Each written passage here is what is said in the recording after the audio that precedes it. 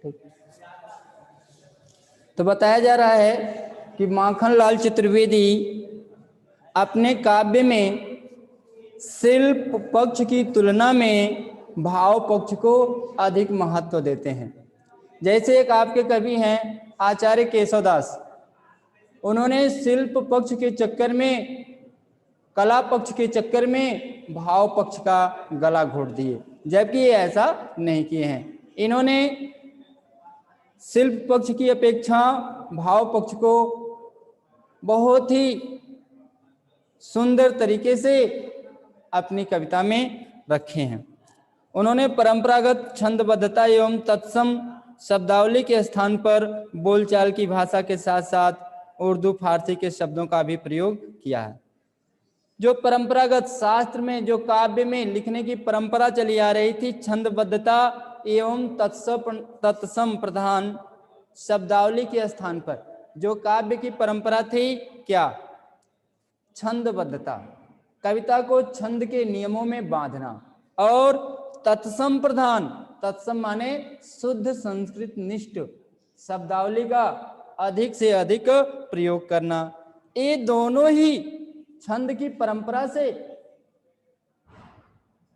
छंद शास्त्र और तत्सम शब्दों की प्रधानता, जो काव्य लिखने की परंपरा थी, इन के स्थान पर इन चीजों से हट करके इन्होंने क्या किया?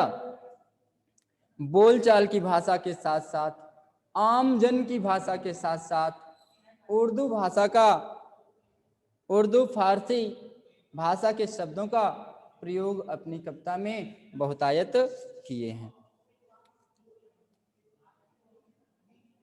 कवि जेल में एकाकी और उदास है, और ये पोयम इनकी, देखो ये रहा आपका जीवन परिचय। अब इसके बाद हम चलते हैं इनकी रचना पर।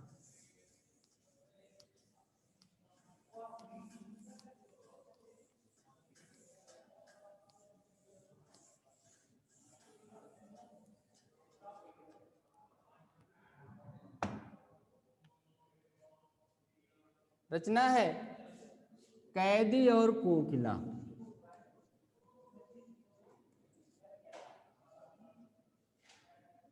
कैदी और कोकिला।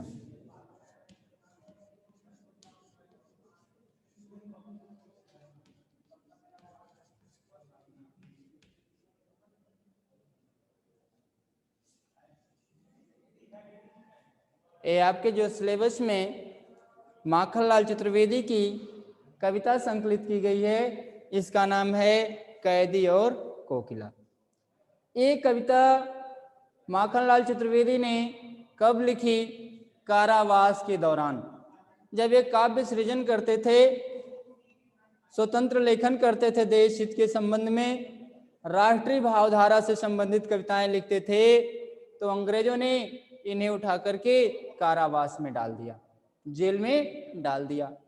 वहां पर कवि जेल में अकेलापन और उदासी भरे जीवन को व्यतीत कर रहा था।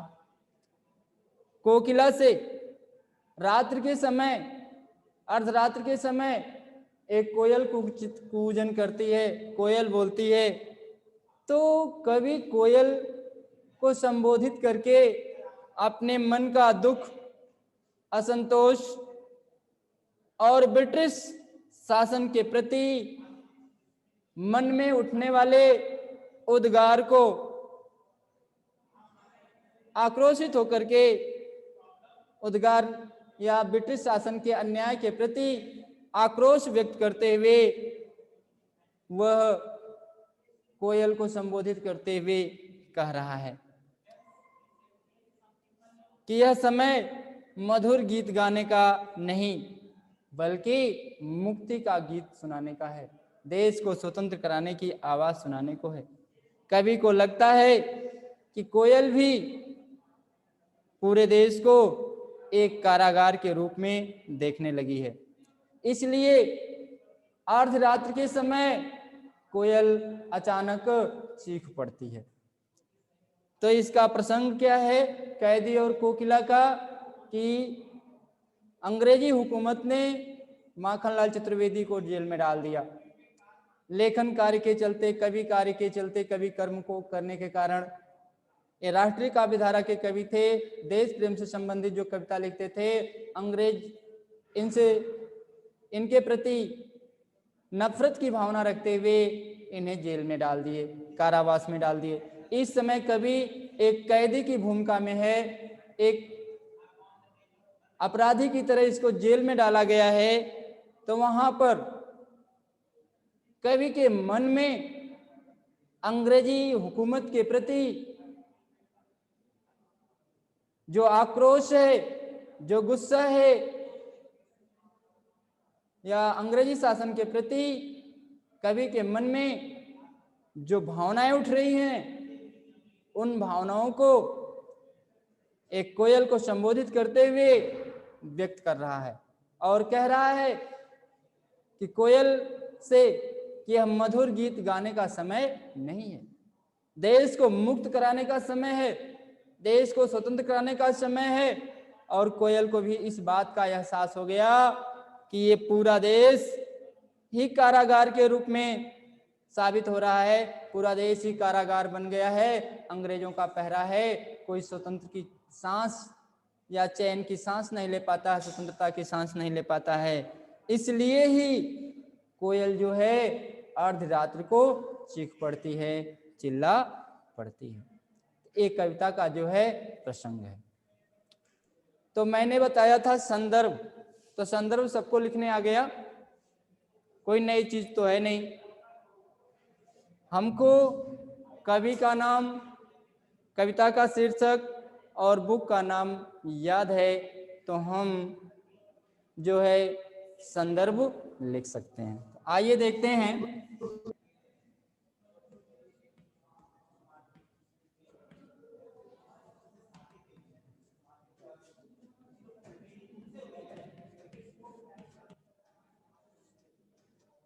प्रस्तुत काव्यांश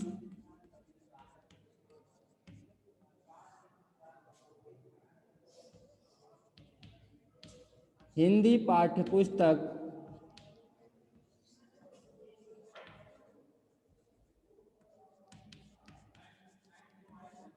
क्षितिज,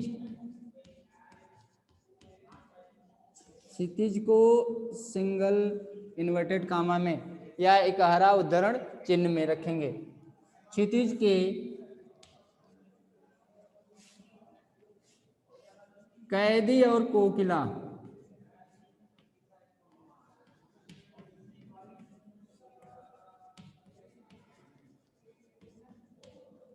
कोकिला शीर्षक कविता से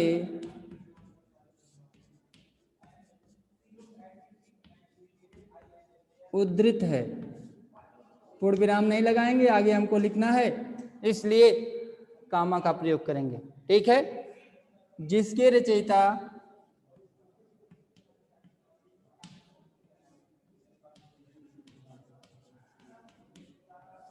राष्ट्रीय काव्यधारा के कवि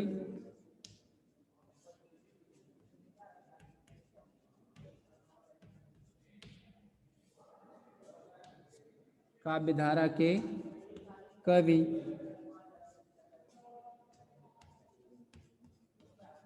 माखनलाल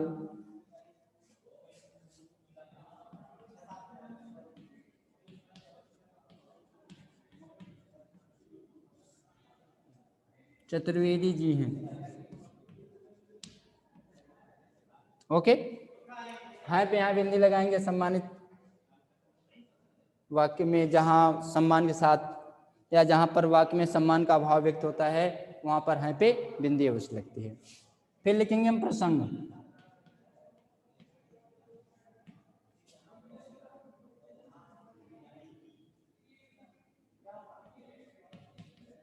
प्रस्तुत काव्यांश में कवि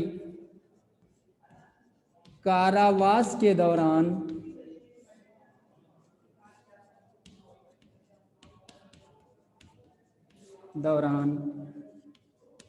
अंग्रेजी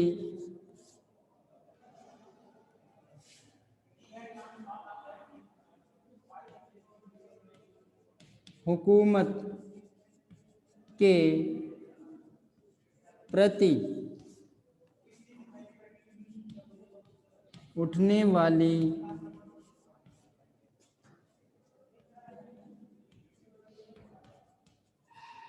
विद्रोह की भावनाओं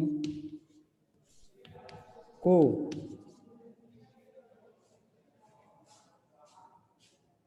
प्रस्तुत काव्यांश में कवि कारावास के दौरान अंग्रेजी हुकूमत के प्रति उठने वाली विद्रोह की भावनाओं को कोयल को सुनाते हुए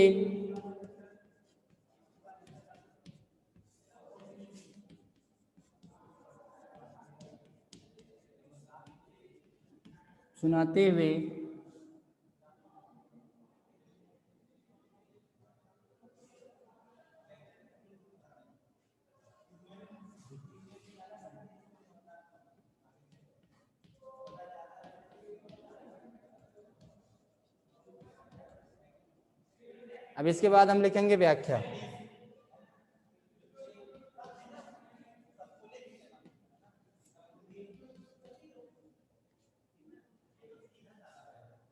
क्या कई लोग जुड़ गए क्या?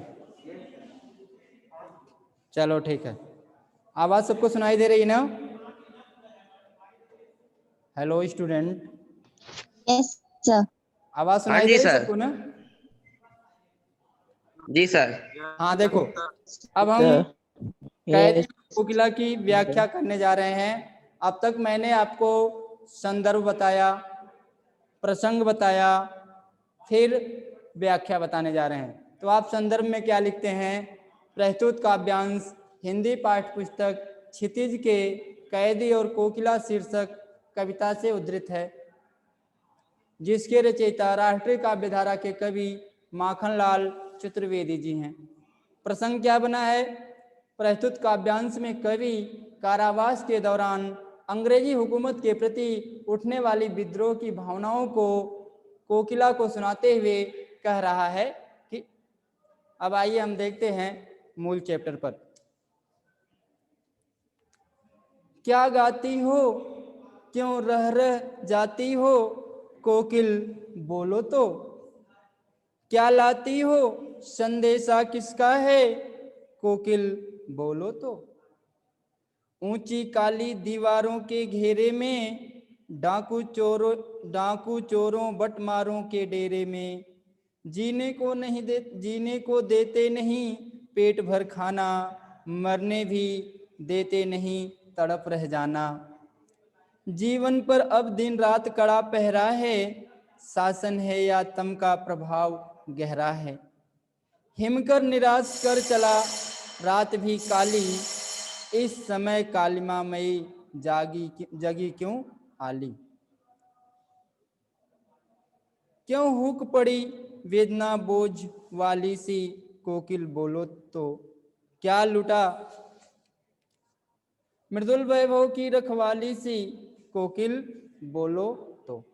ठीक बेटा, आज का क्लास यहीं पे समाप्त होता है, फिर कल इसकी एक्सप्लेनेशन बताया जाएगा। ओके, बेल लग गई ना? Thank you. वेलकम बेटा, वेलकम।